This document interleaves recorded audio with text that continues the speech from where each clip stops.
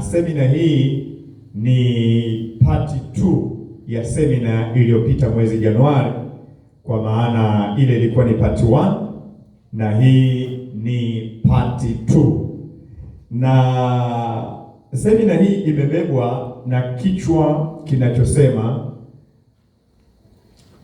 kanuni za ufalme wa Mungu zinavyobomoa ufalme wa giza. Kanuni za ufalme wa Mungu zinavyobomoa ufalme wa giza. Na hii ni part 2. Na maandiko ambayo tumeyasimamia ni ile Mathayo sura ya 5 kuanzia ule mstari wa 2 mpaka ule wa 12. Lakini kwenye part 1 tulikuwa tumegusa mstari wa 2 mpaka ule wa 6. Kwenye hii part 2 tunaanza mstari wa 7 kuelekea kule chini. Ni kwambie tu kwamba Shetani asingependa sana usikie mafundisho ya dizaini hii, mafundisho yanayokutengeneza, yanayokuelekeza kwenye kubomoa ufalme wake. Asingependa sana. Kwa hiyo haya mafundisho yanakuja kimkakati kwa ajili ya kubomoa ufalme wa giza na kuhakikisha kwamba ufalme wa Mungu aliye hai unajengwa kwenye maisha yako binafsi, kwenye ndoa yako, kwenye familia yako, kwenye nchi yetu. Ni aina ya mafundisho yatakayobomoa ufalme wa giza na kuimarisha ufalme wa Mungu aliye hai. Bwana Yesu asifiwe sana. Sasa mstari ule wa 7 kuendelea chini anasema hivi, Mathayo sura ya 5 kuanzia mstari wa 7. Heri wenye rehema, maana hao watapata rehema. Heri wenye moyo safi, maana hao watamuona Mungu. Heri wapatanishi, maana hao wataitwa wana wa Mungu. Heri wenye kuudhiwa kwa ajili ya haki, maana ufalme wa mbinguni ni wao. Heri ninyi watakapowashutumu na kuwaudhi na kuwanenea kila neno baya kwa uongo kwa ajili yangu. Furahini na kushangilia, kwa kuwa thawabu yenu ni kubwa mbinguni, kwa maana ndivyo walivyowaudhi manabii waliokuwa kabla yenu. Bwana Yesu asifiwe sana. Sasa leo tunajikita kwenye mstari ule wa 7 anaposema heri wenye rehema, maana hao watapata rehema. Ndugu zangu, rehema ni tabia ya Mungu aliye hai. Rehema, Mungu ana tabia nyingi sana, lakini moja kati ya tabia yake ya msingi sana ni rehema. Biblia inasema yeye si mwepesi wa hasira, lakini ni mwingi wa rehema. Maana yake anapokasirika namna hii, anapotaka kutenda ile haki yake ya kutekeleza hasira yake, rehema inainuka namna hii, kuzuia hasira. Ndio maana Habakuki anasema katika hasira, Bwana, katika hukumu kumbuka nini? Kumbuka rehema. Kumbuka rehema. Katikati ya ghadhabu kumbuka rehema, kwa sababu wanajua ni tabia ya Mungu aliye hai. Na Mungu ana shauku ya kuona kwamba sisi tuliomwamini tunaifunua tabia yake ya rehema kwenye ulimwengu huu wa giza usio na rehema. Mungu ana shauku ya kuona sisi tuliomwamini tunafunua tabia yake ya rehema katikati ya ulimwengu uliojaa ukatili na mambo ya hovyo yasiyo na huruma. Na ndio maana Yesu anakuja na kauli hii, anasema heri wenye rehema, kwa sababu watapata rehema. Ukiangalia mambo mengi yanayotendeka kwenye ulimwengu huu yameharibu ndoa zimeharibika kwa sababu ya kukosekana tabia ya rehema. Makanisa yamevurugika kwa sababu ya kukosekana rehema. Mataifa ulimwenguni yamevurugika kwa sababu hasira ndiyo imechukua mkondo sana kuliko rehema. Habakuki anasema katikati ya ghadhabu, Bwana kumbuka rehema. Maneno haya yanaweza kwenda kwenye familia yako kama mwanaume, katikati ya ghadhabu kwenye ndoa yako, kumbuka rehema kama mume. Katikati ya ghadhabu kwenye familia yako na watoto wako, kumbuka rehema. Katikati ya ghadhabu kwenye hilo taifa, kumbuka rehema. Glory be to God. Bwana Yesu asifiwe. Lakini kwa sababu ya kukosekana kwa rehema, watu wamechinjana, watu wameuana, ndoa zimevurugika, makanisa yameharibika, taasisi zimevurugika kwa sababu ya kukosekana kwa tabia ya kiungu inayoitwa rehema. Yesu anasema heri, amebarikiwa yule mwenye rehema. Mwanaume mwenye rehema, huyo ni mwanaume aliyebarikiwa. Mke mwenye rehema, huyo ni mke aliyebarikiwa. Binti mwenye rehema, Biblia inasema huyo amebarikiwa kwa sababu atapata rehema. Glory be to God. Sasa unaniuliza, mchungaji, rehema maana yake nini? Naweza nikakupa tafsiri nyingi sana. Tafsiri mojawapo ya haraka, rehema ni kunyimwa unachostahili. Unanyimwa unachostahili. Mungu ameturehemu, maana yake nini? Maana yake tulistahili kifo, akatunyima kifo, ndio tumerehemiwa. Unapomrehemu mme wako, alistahili matusi yako, alistahili maneno yako makali, lakini umemnyima hayo maneno, umemnyima, hujampa hayo maneno, maana yake umemrehemu mumeo. Unapomrehemu jirani yako, rafiki yako, alistahili ghadhabu yako, lakini hukumpa kile alichokistahili kwa makosa aliyokufanyia, yule amerehemiwa, umempa rehema. Hiyo ni moja. Lakini tunaweza tukasema rehema ni moyo wa huruma, moyo wenye kusamehe na kuwasaidia wengine hata pale ambapo hawastahili kwa matendo yao. Rehema ni moyo, haitoki kwenye akili. Rehema inatoka moyoni. Rehema ni moyo wa huruma, moyo wa kusamehe na kuwasaidia wengine. Hii definition ni muhimu sana, itatupeleka huko mbele, utaona. Na kuwasaidia wengine hata pale ambapo hawastahili kwa matendo yao. Kwa matendo yao hawastahili kusaidiwa, kwa matendo yao hawastahili kusamehewa, lakini bado tunawasamehe. Kwa matendo yao hawastahili huruma, lakini bado tunawaonyesha huruma. Hiyo ndio rehema. Rehema ni mchanganyiko wa upendo ndani yake, huruma ndani yake, msamaha ndani yake. Rehema ni giant, ni kitu kikubwa, ni kitu kikubwa. Kwenye rehema huwezi kukosa upendo ndani yake. Kwenye rehema huwezi kukosa huruma ndani yake. Kwenye rehema huwezi kukosa msaada ndani yake.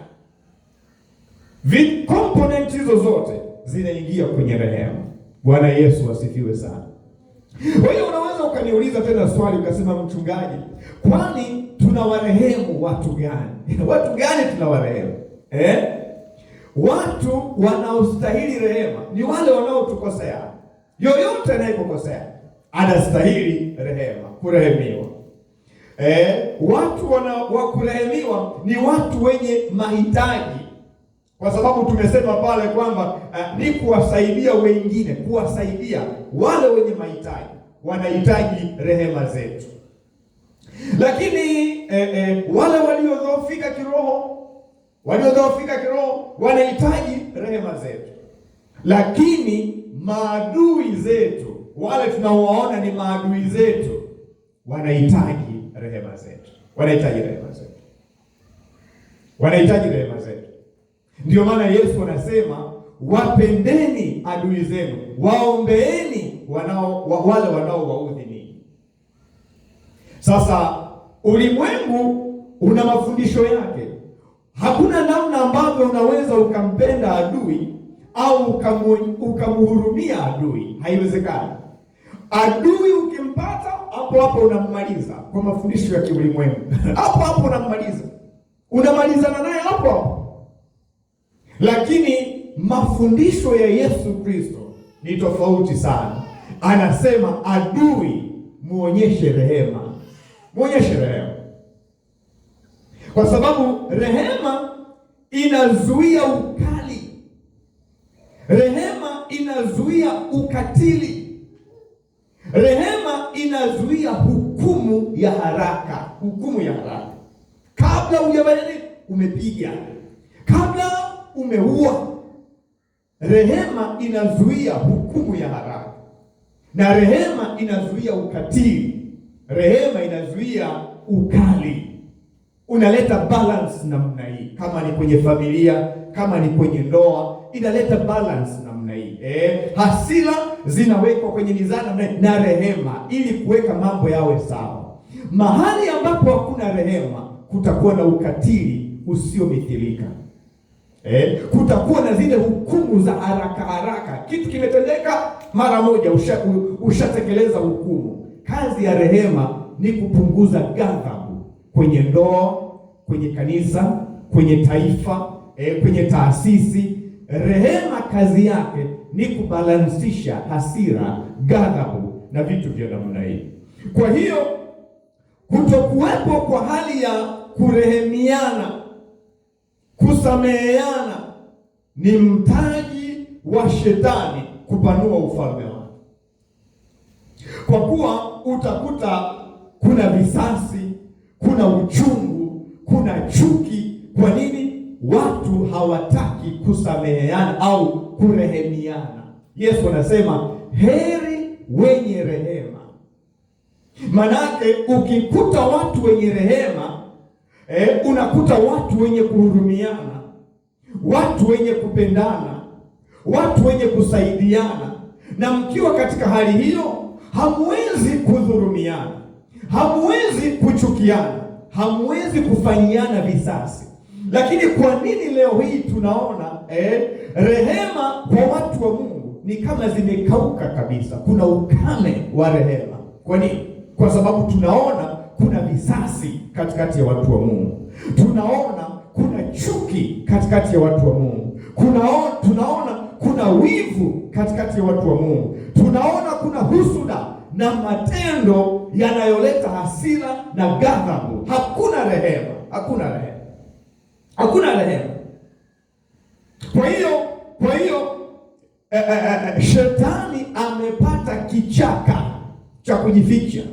Mahali ambapo hakuna rehema, shetani anatumia hiyo hali kama mtaji wa kupanua ufalme wake. Ndio maana mtashangaa mko kanisani, lakini mambo yanayofanyika sio yanayofunua tabia ya Mungu ya rehema. Hapana, yanafunua tabia za adui. Kwa sababu Mungu anatarajia kuona rehema katikati ya watu wa Mungu aliye hai. Kama kuna rehema katikati ya Mungu aliye hai, ni saa ngapi mtapigana? Ni saa ngapi mtabaguana? Ni saa ngapi mtasemana vibaya? Ni saa ngapi mtarushiana maneno yenye hasira? Hakuna.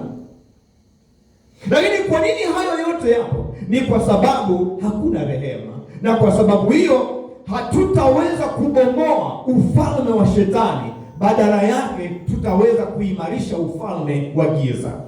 Na lengo la semina yetu ni kutufundisha kanuni za ufalme wa Mungu ili tuweze kubomoa ufalme wa giza. Mtu wa Mungu, ningekuwa mimi ndio wewe, ningeanza moyoni mwangu kumwambia Mungu, ninaomba unitengeneze, niweze kuiishi rehema yako, kwa sababu nikiwa na rehema yako na kuionyesha rehema yako kanisani kwangu, shetani ataleta wapi chuki zake? Shetani ataleta wapi hasira yake? Shetani ataleta wapi machukizo yake? Kwa sababu hiyo tutakuwa tumebomoa ufalme wa giza, tutakuwa tumeufanya ufalme wa giza uharibike, sio kwa namna nyingine yote, bali kwa kuishi na kudhihirisha tabia ya Mungu wetu. Glory be to God. Uwepo wa rehema, uwepo wa ile hali ya kusameheana na kusaidiana ni mtaji mkubwa katika ufalme wa Mungu aliye hai, kwa sababu hali hiyo inabomoa ufalme wa giza na mamlaka zake.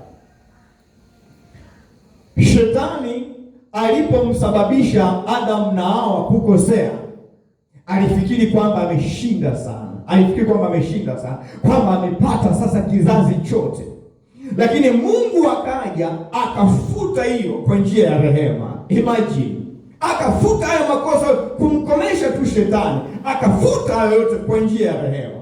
Ndiyo maana shetani anafurahi sana kama wewe unaweka kisasi juu ya mme wako, kama wewe unaweka kisasi juu ya mchungaji wako. Lakini ukitaka kumkomesha shetani, mwambie sawa, mchungaji wangu kanikosea, lakini nimemrehemu, biashara imeisha.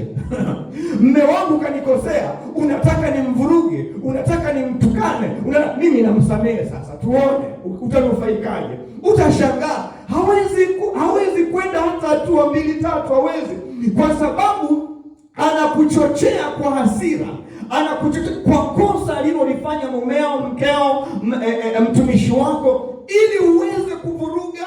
Sasa mtu mwenye ufahamu wa rohoni sema hapana. Yesu alisemaje? Heri wenye rehema, kwa sababu watapata rehema. Shetani anazuia mimi nisionyeshe rehema ili ajenge ufalme wake. Kazi yangu ni moja tu, kubomoa ufalme wa giza. Namrehemu mme wangu sasa, namrehemu mke wangu sasa, namrehemu mtoto wangu sasa, naonyesha rehema kwa jirani yangu, naonyesha rehema kwa mchungaji wangu. Tuone wewe shetani utashikilia wapi. Lakini usipoonyesha rehema, yeye ndio anajenga ufalme wake wa giza. Anaweka giza katikati yako wewe na mume wako. Utashangaa wiki nzima muongei.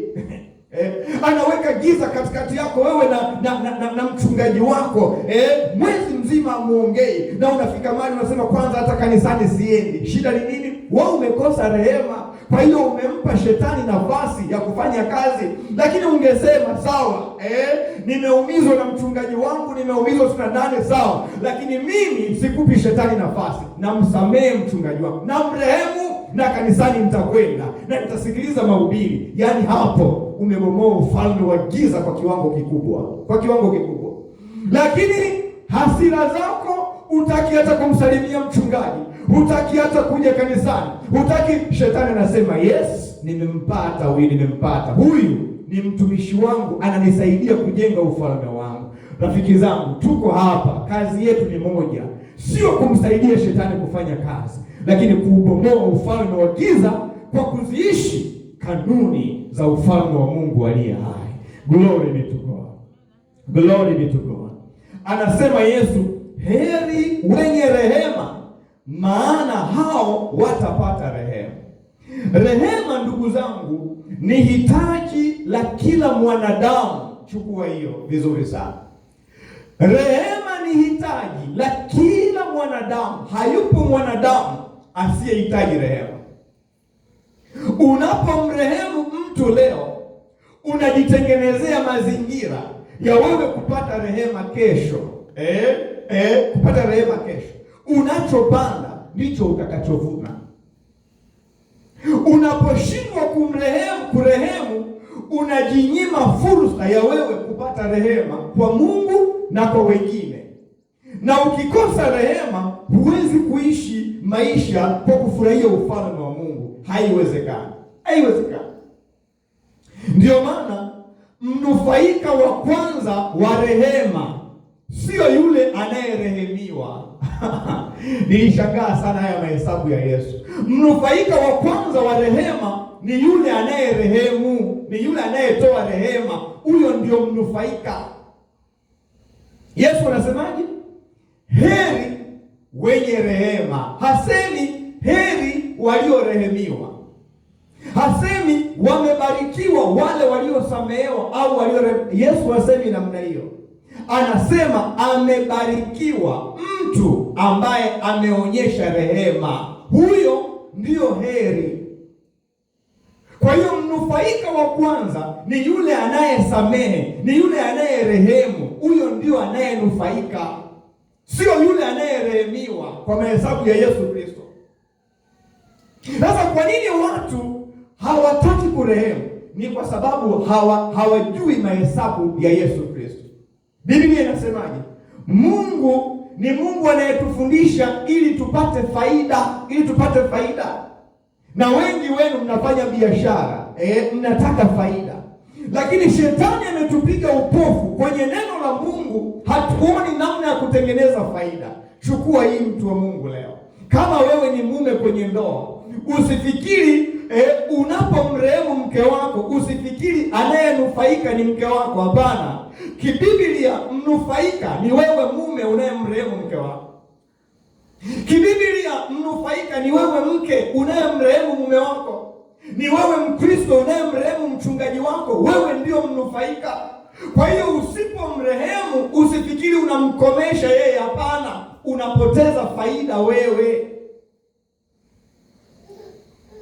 Hutaki kumrehemu mchungaji wako, anayepoteza faida sio mchungaji wako, wewe ambaye unakataa kurehemu. Mchungaji unakataa kumrehemu Mkristo wako, anayepoteza ni wewe, kwa sababu ya maneno ya Yesu. Anasema heri, maana yake amebarikiwa, maana yake ana faida yule ambaye anarehemu mwingine. Glory be to God. Sasa tukijua hivyo, unaachaje kurehemu? Unaachaje? Ndio maana anasema Mungu ni mwingi wa rehema. Sasa unaniuliza swali, mchungaji, unakuaje mwenye rehema? Unakuaje mwenye rehema? Ngoja nikupitishe kidogo, nizidi kukujengea msingi. Hili ni somo muhimu sana. Ukiangalia kwenye kitabu cha Kutoka sura ile ya 25, Kutoka sura ya 25 mstari ule wa 17, unaweza ukasoma mpaka ule wa 21, lakini mimi nitasoma wa 17 afu nitaenda ule wa 21. Anasema namna hii.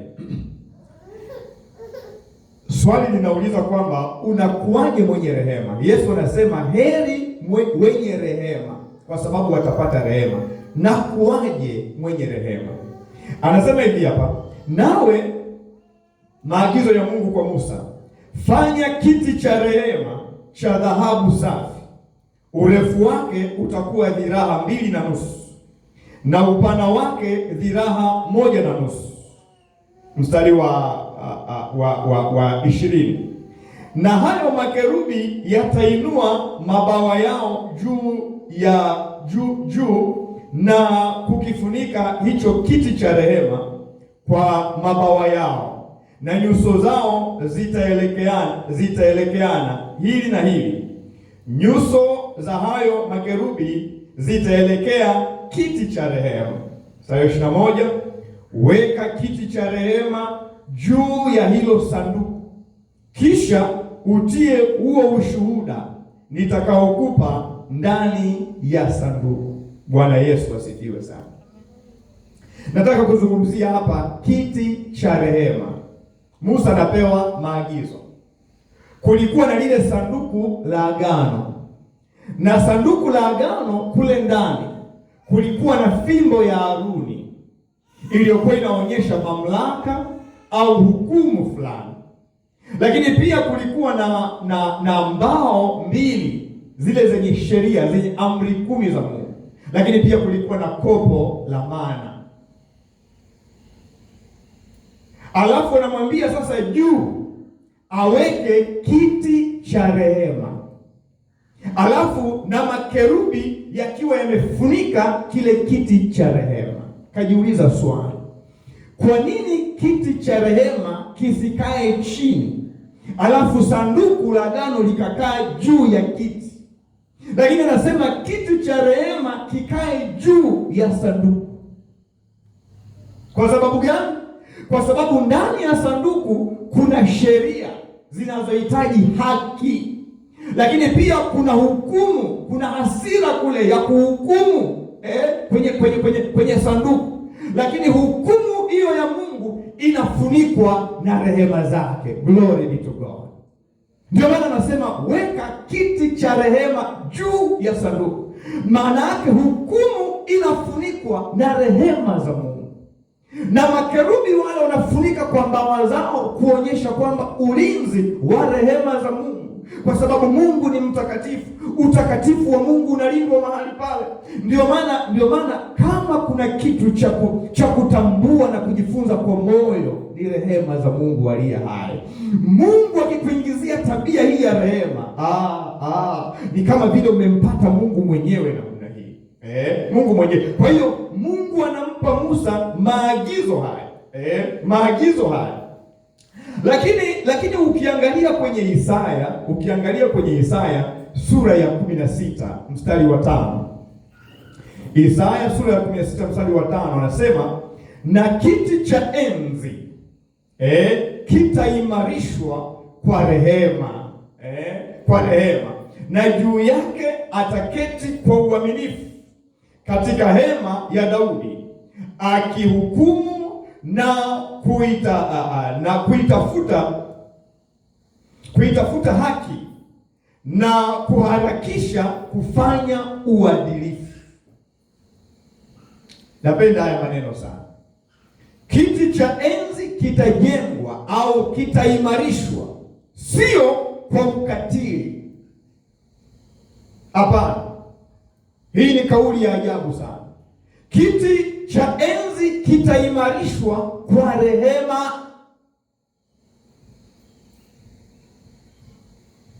Kwa kawaida kwenye falme za dunia, kiti cha ufalme kinaimarishwa kwa hofu. Watu wanapigwa hofu, kuogopa kiti.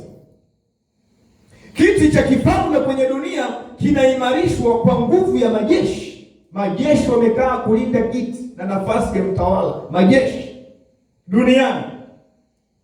Kiti cha kifalme duniani kinalindwa kisiasa na kitaimarishwa namna hii. Lakini Mungu anasema maneno ya ajabu sana. Anasema kiti cha enzi cha kwake kinaimarishwa kwa rehema. Kinaimarishwa kwa rehema. Sasa kama kiti cha enzi kinaimarishwa kwa rehema, unadhani wewe ndoa yako utaimarisha kwa ukali na ukaidi na ujeuri? Kama kiti cha enzi chenyewe cha Mungu anakiimarisha kwa rehema, wewe unadhani kanisa utaliimarisha kwa ukali na tabia za ukaidi namna hiyo? Wewe unadhani taifa utaliimarisha kwa ukali na hasira za namna hiyo? Kama kiti cha enzi cha Mungu mwenyewe aliyeumba mbingu na nchi anakiimarisha kwa rehema, hapo ndio ujue rehema ni tabia ya msingi sana kwenye maisha yetu kama wanadamu. Uwe mwanasiasa, uwe sijui mtu gani, uwe kwenye familia, popote, rehema tabia ya rehema inayotoka kwa Mungu aliye hai ni muhimu sana ili taifa lisonge mbele. Ni muhimu sana ili familia isonge mbele. Ni muhimu sana ili kanisa lisonge mbele. Utawala wa kweli, ndugu zangu, katika familia, kwenye taifa, kwenye kanisa hujengwa juu ya tabia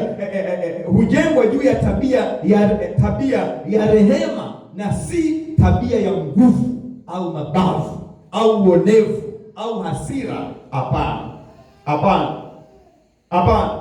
Kwa sababu msingi wa kudumu si nguvu au ukatili. Hapana, bali ni rehema, uaminifu na haki. Onyesha rehema kwenye familia yako. Onyesha uaminifu kwenye familia yako. Onyesha haki kwenye familia yako. Onyesha rehema kwenye taifa lako, onyesha uaminifu kwenye taifa lako, onyesha haki kwenye taifa lako. Hiyo ndio misingi ya kudumu. Lakini ukatili, uonevu, ukali kwenye ndoa, kwenye familia, kwenye taifa hauwezi kudumisha chochote, kwa sababu kiti cha enzi cha Mungu mwenyewe hakidumu wala hakiimarishwi kwa ukatili, hakidumu wala hakiimarishwi kwa kuwatia watu hofu na woga na mashaka na uonevu. Hapana, anasema kiti cha enzi kitaimarishwa kwa rehema. Glory be to God. Lakini napenda kitabu kile cha Mithali sura ya 16 mstari wa 6. Mithali 16 mstari wa 6 anasema hivi: kwa rehema na kweli uovu husafishwa. Yesu nakupenda. Kwa rehema na kweli uovu husafishwa. Huwezi ukasafisha uovu kwa maneno makali tu. Huwezi ukasafisha uovu kwa kuatia watu hofu na woga. Huwezi ukasafisha uovu kwa kuwaonea watu na kuwadhulumu. Haiwezekani. Chukua maneno haya ya apply kwenye ndoa yako na kwenye familia yako.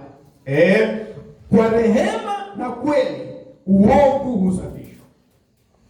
Msamaha hauji kwa kuficha dhambi. Msamaha hauji kwa kuficha dhambi,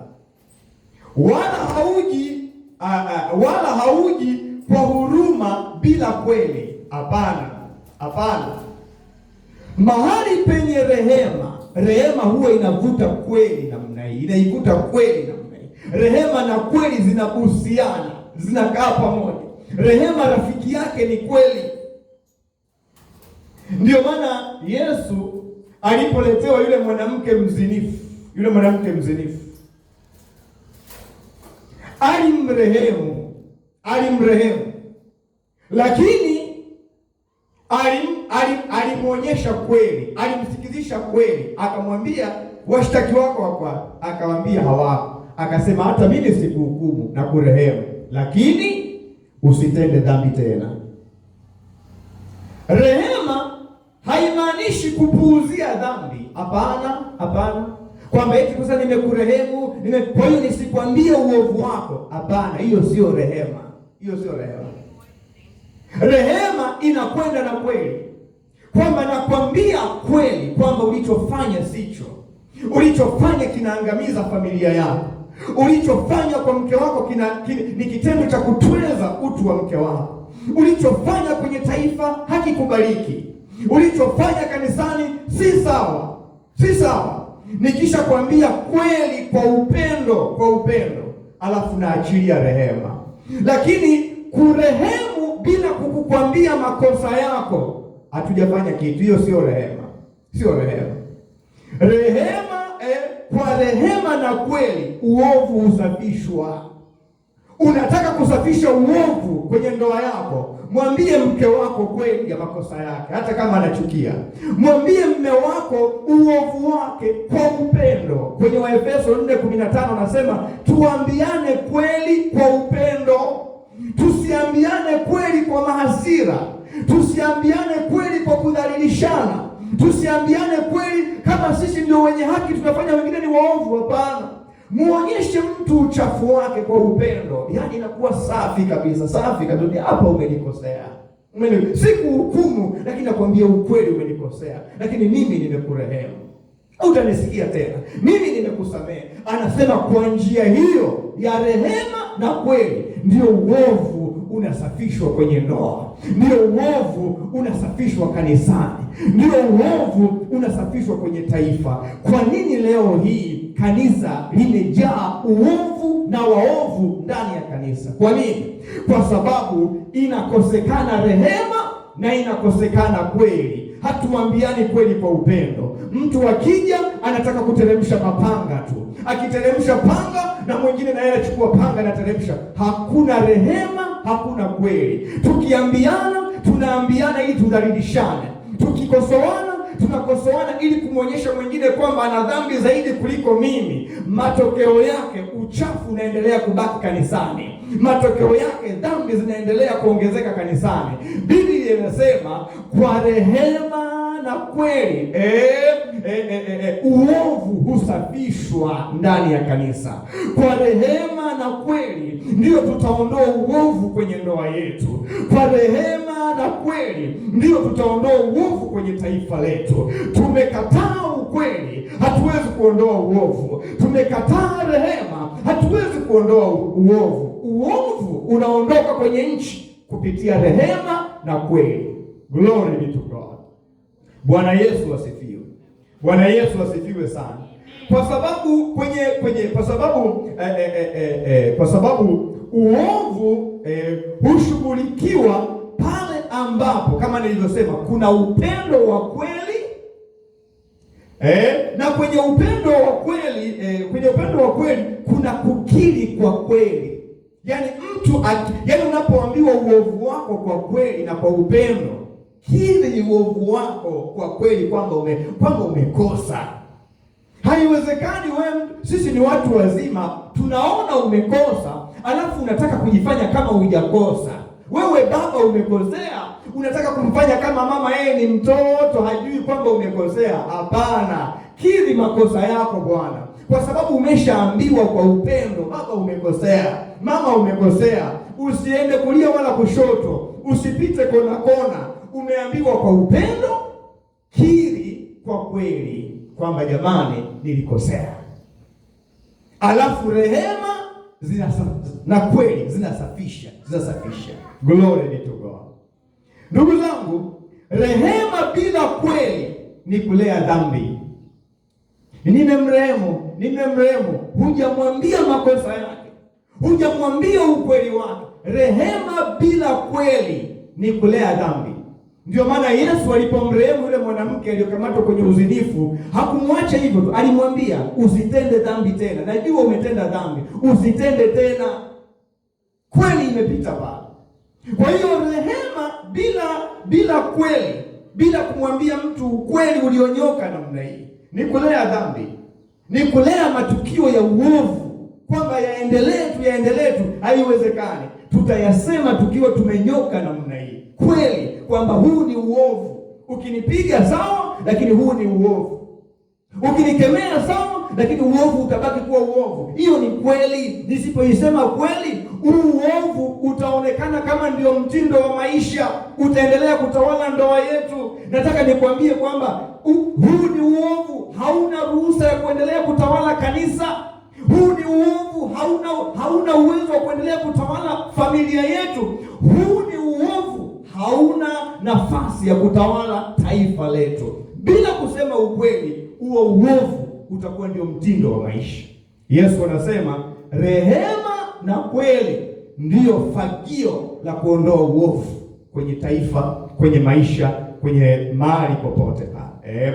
Kwa hiyo rehema bila kweli ni kulea dhambi, lakini kweli bila rehema ni ukatili. Kweli bila rehema ni ukatili. Unakazana tu kumwambia mme wako kwa ukali na hasira, umefanya hivi, ukali na matusi na kila kitu. Unamwambia mke wako hivyo, unamwambia jirani yako hivyo. Ni sawa, unampa kweli, lakini kweli bila rehema ni ukatili, kwa sababu utamdhalilisha kwa maneno, utamdhalilisha kwa ukali. Unamfanya kama ndio unakuwa kimtoto mdogo tu namna hiyo. Unataka kuonyesha kwamba wewe ndio mwenye haki. Hapo ni ukatili tu, ni ukatili, kwa sababu unatweza utu wa mtu, hujali heshima ya mtu, hujali utu wake. Kwa hiyo rehema bila kweli ni kulea dhambi, na kweli bila rehema ni ukatili. Kwa sababu ni sheria, unataka tukutekeleza namna hiyo. Kwa sababu sijui ni haki, unataka lakini hakuna rehema, ni ukatili. Sheria yoyote inayotekelezwa bila rehema ni ukatili. Mimi natekeleza sheria bwana. Sheria ndio inavyosema bwana. Sheria iliwekwa kuwasaidia wanadamu, lakini sio wanadamu kuisaidia sheria. Ukiona sheria inaua wanadamu, hilo ni tatizo. Sheria imewekwa kwenye ndoa, kwenye taifa, kanisani, ili kuwasaidia wanadamu waweze kwenda katika mpangilio mzuri na ustawi. Lakini sheria yoyote kwenye ndoa na mahali popote inapotweza utu wa mtu na kuharibu uhai wa mtu, hapana, huu ni ukatili. Na wazazi wa siku hizi wao hawataki kurekebisha watoto, hawataki kuwakemea watoto, hawataki kuwachapa watoto, kwa sababu wanafikiri wanawapenda au wanawapa rehema. Hawataki kuonyesha mipaka. Mtoto kila anachotaka anapewa. Hawezi kuambiwa hiki sikupi, hiki upati. Ajue kuna mipaka, kuna limitation. Kuna namna ya kuambiwa no, kuna namna ya kuambiwa yes. Hakuna kitu cha namna hiyo. Sasa huko sio kuwaonyesha watoto rehema au huruma, ni kuharibu tu.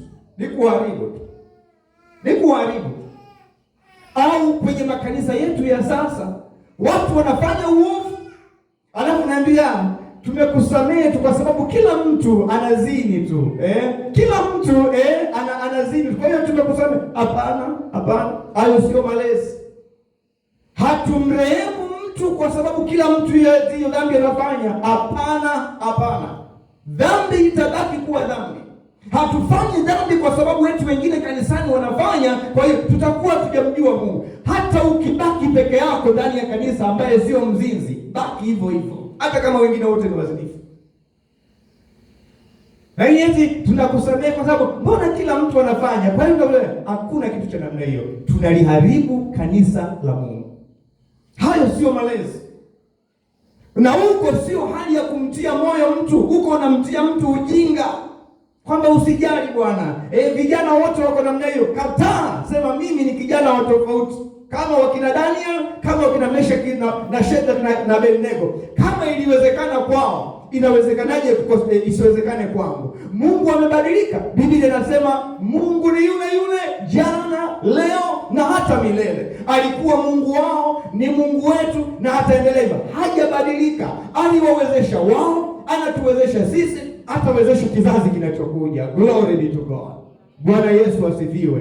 Ndio maana nakataa kabisa, napinga kwa nguvu zote wanaosema vijana inabidi tuwafundishe kwa lugha zao ndio wataelewa vizuri neno la Mungu. Tuwafundishe kwa lugha hizo laini za ujana. Nasema hapana.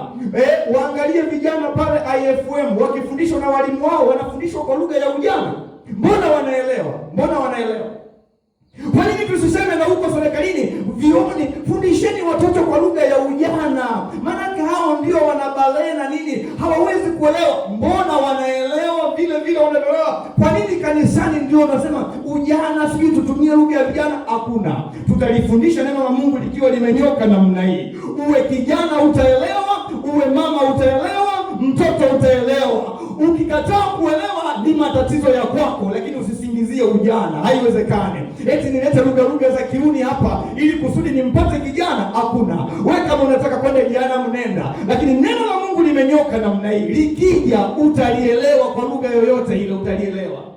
Bwana Yesu asifiwe. Utalielewa. Kama unaelewa physics kwa lugha ya mwalimu wako, kwa nini hapa usielewe eti mpaka nikutengenezee lugha, nikupetipeti namna hii? Kwa nini? Nitakwambia kuvaa vibaya Mungu hapendi, imenyoka namna hiyo. Unataka nikwambie kwa lugha gani ndio uelewe kuvaa vibaya eti mpaka nikwambie nikupake? Hakuna hiyo, hakuna. Neno limenyoka namna hiyo. Bwana Yesu asifiwe. Bwana Yesu asifiwe. Sasa mara moja kwa mwaka kuhani mkuu alikuwa anaingia hekaluni kule kwenye hema ya kukutania na damu, alafu ananyunyiza kwenye kiti cha rehema siku ile ya upatanisho, ananyunyiza pale. Maana yake nini? Hii ilikuwa ni kutambua kwamba Mungu alikuwa anatambua dhambi na maovu ya watu wake.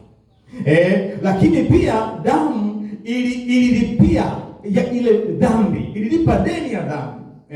Lakini pia rehema ikashinda hukumu, ndio maana yake. ananyunyiza namna hii kwenye kiti cha rehema, maana yake rehema imeshinda hukumu, imeshinda hukumu. Ndio maana Biblia inatuambia na tukikaribie kiti cha neema cha Mungu aliye hai, ili tupate rehema. Rehema tunazipata wapi? Kwenye kiti cha rehema cha Mungu aliye hai. Hapo ndio tunarehemiwa. Utimilifu wa kazi hii ambayo Musa alikuwa anaifanya na makuhani wenzake umepatikana kwa Yesu Kristo aliye hai. Yesu ndio kiti cha rehema cha Mungu aliye hai. Ndani yake ndio tunapata kila kitu. Yeye ndio kiti cha rehema. Tukiimba namna hii, kiti chako cha rehema, usifikirie ile kiti la namna nyingine, mfikirie Yesu Kristo, maana ndio kiti cha rehema cha Mungu aliye hai. Kule ndiko unapata upatanisho. Glory be to God.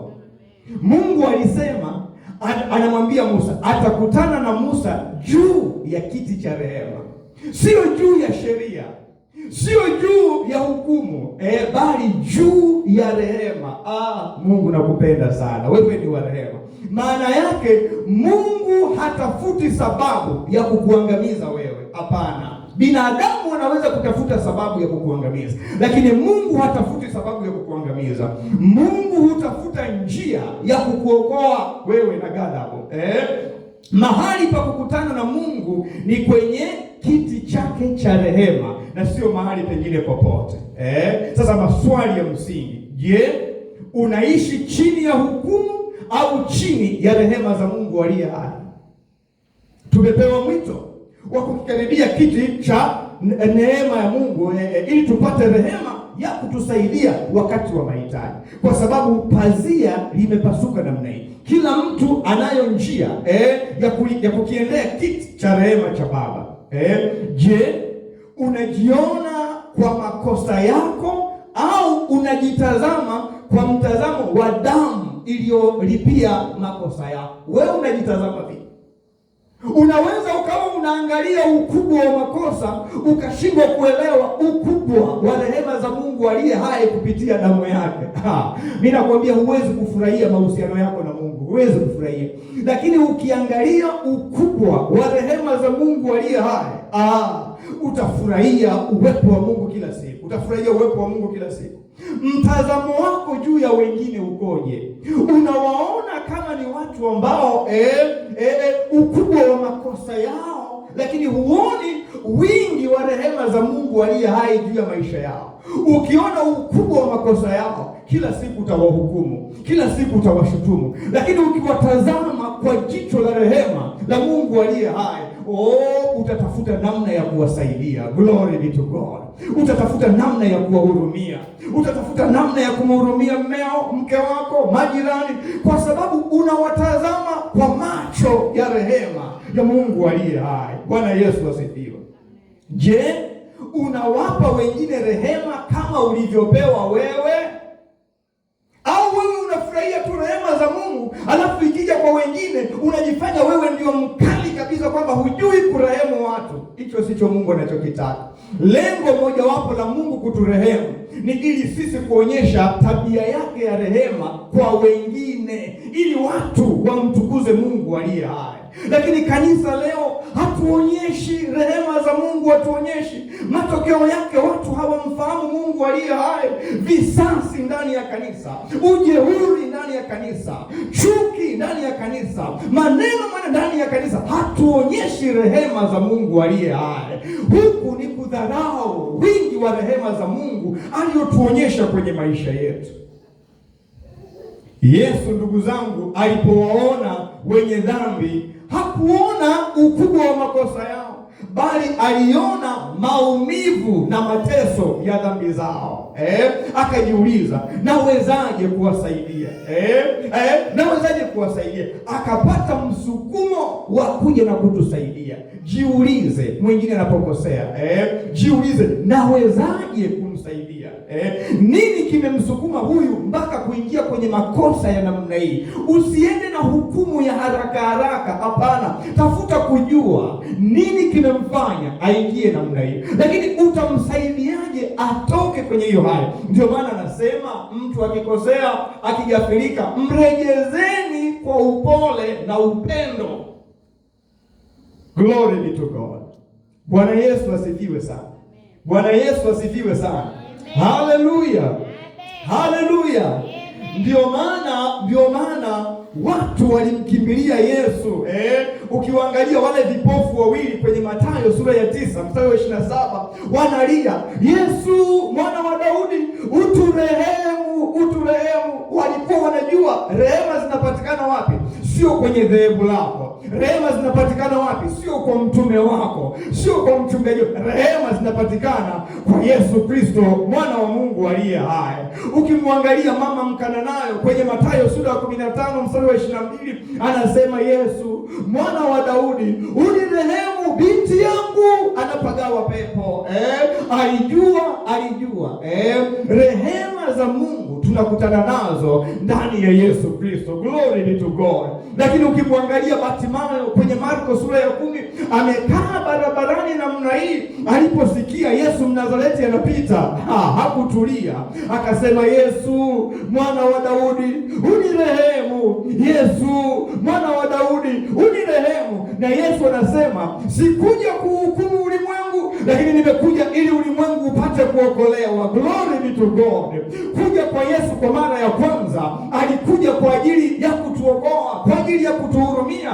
Akija mara nyingine, anakuja kwa hukumu. Kabla hajatokea kwa hukumu, zipokee rehema za Mungu aliye hai. Glory be to God. Na ndio maana tunahubiri kwa nguvu, tukiutaka wa ulimwengu upatane na Mungu aliye hai, kwa sababu Yesu hakuja kuangamiza ulimwengu, alikuja ili sisi tuokolewe, ili sisi tusamehewe. Haijalishi umeloga watu wangapi, haijalishi umeua watu wangapi. Ukija kwa Yesu kwa moyo wa kweli na kukiri dhambi zako, damu ya Yesu ina nguvu kuliko dhambi ulizotenda. Damu ya Yesu ina nguvu kuliko maovu uliyoyafanya. Jioni ya leo niko mahali hapa kumtangaza Yesu Kristo kama kiti cha rehema cha Mungu aliye hai. Na Biblia inasemaje? Tukikaribie kiti cha rehema cha Mungu, cha neema cha Mungu, ili tupate rehema na neema ya kutusaidia wakati wa mahitaji. Glory be to God. Bwana Yesu asifiwe sana. Leo ni siku yetu ya kwanza ambapo tumeweka msingi. Kesho tutaendelea na kipengele hiki cha rehema. Tuone jinsi ambavyo Yesu Kristo ameyafunua mambo haya kwa uzuri. Ningekuwa mimi ndio wewe, ningeshainuka kwenye kiti changu na kumwambia Bwana, nisaidie, nipe kina cha uelewa kwa habari ya rehema zako. Nipe kina cha uelewa kwa habari Bwana ya huruma zako. Ni muda mrefu lakini sijaweza kuelewa rehema zako kwa kina. Ninamuomba Roho wako Mtakatifu, ninakuomba Roho Mtakatifu, nisaidie nijue rehema za Mungu wangu kwa kina. Nimekuwa mtu mwenye kiburi, nimekuwa mtu mkali kwa wengine, ni kwa sababu nimeshindwa kutambua rehema za Mungu aliye hai. Lakini leo ninaambiwa heri wenye rehema, kwa sababu watapata rehema. Mungu wangu nisaidie nijue kuwaonyesha wengine rehema zako Bwana, nijue kuwarehemu wengine, ili na mimi ukifika wakati wangu niweze kuhurumiwa, niweze kurehemiwa kwa jina la Yesu Kristo aliye hai na kwa damu ya mwana kondoo. Baba Mtakatifu, tunakuja mbele za uso wako jioni ya leo. Wewe unasema kwenye neno lako, heri wenye rehema, kwa sababu watapata rehema. Baba, ninasimama kwenye madhabahu yako nikitubu Bwana kwa ajili yangu, kwa ajili ya mke wangu, kwa ajili ya watoto wangu, kwa ajili ya wanapotas wote, kwa ajili ya Tanzania nzima. Jehova Baba, familia zetu zimeharibika kwa sababu tumekosa kurehemiana Bwana. Taifa letu linasambaratika kwa sababu tumekosa tabia ya kurehemiana Bwana. Kanisa linavurugika kwa sababu tumekosa tabia ya kurehemiana Bwana. Wewe unasema tuwe na huruma kama Baba yetu ulivyo na huruma Bwana. Tuwe wenye rehema kama wewe Baba yetu ulivyo na rehema Bwana. Ziko wapi rehema zako Bwana juu ya taifa letu? Ziko wapi rehema zako juu ya familia yangu Bwana? Ziko wapi rehema zako juu ya ndoa yangu Jehova? Baba, unirehemu. Yesu mwana wa Daudi, unirehemu. jioni ya leo Bwana, yamkini sijakutumikia vile inipasavyo, yamkini Bwana mabwana sijafanya vile ambavyo Mungu umetaka. Jioni ya leo ninaomba Bwana unirehemu, ninaomba Bwana unisamehe, kwa sababu wewe ni mwingi wa rehema Bwana. Rehemu wanandoa kwenye taifa hili, rehemu viongozi wetu wa kisiasa Bwana, rehemu Bwana viongozi wa serikali kwenye nchi hii, rehemu wachungaji Bwana, wainjilisti, mitume, manabii, maaskofu Bwana mabwana. Tumetawaliwa na hasira zaidi kuliko rehema zako Bwana, tumetawaliwa na uchungu zaidi kuliko rehema zako Bwana, tumetawaliwa na matendo mabaya kuliko rehema zako Bwana. Baba, unasema heri wenye rehema, kwa sababu watapata rehema.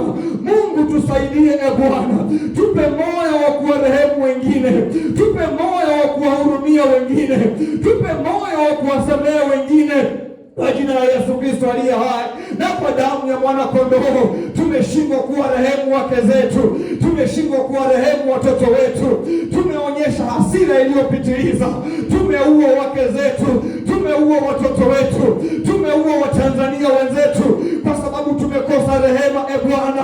Tumefanya uchawi Bwana, tumewaloga majirani zetu Bwana kwa sababu tumekosa rehema. Mungu mtakatifu, Mungu mwenye enzi yote, tusaidie Bwana na kuturehemu. Baba, tusaidie Bwana mabwana, tuumbie mioyo safi, tuweze kuwarehemu wengine, ili na sisi tupate kurehemiwa Bwana na Mungu aliye hai. Leo hii ndani ya kanisa kumekuwa na ukame, rehema hazionekani, rehema hazionekani kwenye maisha ya ndoa, rehema hazionekani kwenye taifa Bwana. Katikati ya ghadhabu, Mungu wetu, kumbuka rehema kwenye nchi yetu Bwana. Katikati ya ghadhabu kwenye ndoa yangu, kumbuka rehema, Mungu aliye hai. Katikati ya ghadhabu kwenye maisha yangu, Baba, kumbuka rehema Bwana. Kwa jina la Yesu Kristo aliye hai, tunakikaribia kiti cha rehema Bwana, ili tupate neema na tupate rehema na neema ya kutusaidia wakati wa mahitaji. Kwa jina la Yesu Kristo aliye hai, tunakataa roho za hasira, tunakataa roho za chuki, tunakataa roho za uchawi, tunakataa roho za uonevu, tunakataa roho za mabaya kwenye taifa hili, kwenye ndoa zetu, kwenye maisha yetu, kwa majirani zetu. Kwa jina la Yesu Kristo aliye hai, tuumbie mioyo yenye rehema, tuwarehemu Bwana waume zetu, tuwarehemu wake zetu Bwana, tujue kuwarehemu watoto wetu, tujue kuwarehemu majirani zetu Bwana, tujue kuwarehemu wafanyakazi wenzetu. Baba wa mbinguni, rehema imekosekana kwenye taifa hili, tumekosa rehema kwenye ulimwengu huu, ndio maana tunaangamizana, ndio maana tunasemana vibaya, ndio maana hatusaidiani, ndio maana tunachukiana. Uko wapi Mungu wa rehema? Achilia rehema zako Bwana, achilia rehema zako Bwana, achilia rehema zako Bwana, achilia rehema zako Bwana, achilia moyo wa rehema kwa mama yule mwenye ukatili, achilia moyo wa rehema Bwana kwa baba yule mwenye ukatili, achilia moyo wa rehema Bwana kwa mchungaji yule mwenye ukatili, achilia moyo wa rehema Bwana. Tupe mioyo ya rehema Bwana, tujue jinsi tulivyorehemiwa na wewe, na sisi tukawarehemu wengine, kwa jina la Yesu Kristo aliye hai na kwa damu ya mwana kondoo. Kwa jina la Yesu Kristo aliye hai na kwa damu ya mwana kondoo. Baba, tupe neema, tujione jinsi ambavyo Bwana tumekosa huruma kwa wengine, jinsi ambavyo tumekosa rehema kwa wengine. Baba, msaada wetu unatoka kwako peke yako. Bartimayo alipokuona alikulilia, akasema, Yesu mwana wa Daudi, unirehemu. Mama Mkananayo alipokuona alikulilia, akasema, unirehemu, binti yangu amepagawa na pepo. Baba, na sisi tunakulilia kwa ajili ya taifa letu. Yesu, unirehemu Tanzania. Yesu, urehemu nchi yetu Bwana. Yesu, lirehemu kanisa lako. Yesu, kanisa linaangamia, lirehemu kanisa lako Bwana. Rehemu taifa letu Bwana, rehemu taifa letu Bwana, rehemu ndoa zetu Bwana, rehemu uchumi wetu Bwana, rehemu ardhi yetu Bwana, wetu wa kike wanaangamia, watoto wetu wa kiume wanaangamia. Tutapona wapi na ushoga?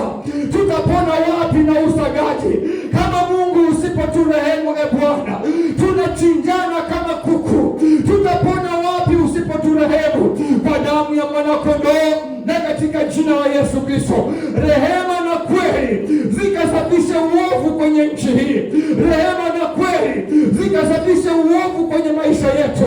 Rehema na kweli zikasafishe uovu kwenye ndoa zetu, sawa sawa na neno lako kwenye Mithali 16 mstari wa 6, kwa damu ya mwana kondoo na katika jina la Yesu Kristo aliye hai. Baba, asante kwa ajili ya jioni hii. Tunapotoa sadaka zetu, Bwana, tunaunganisha Bwana mabwana na ujumbe wa jioni ya leo. Baba mtakatifu, ujumbe huu ukafanyike vazi kwenye maisha yetu. Mungu mtakatifu, katikati ya hasira mioyo yetu Bwana ikafunikwe na rehema.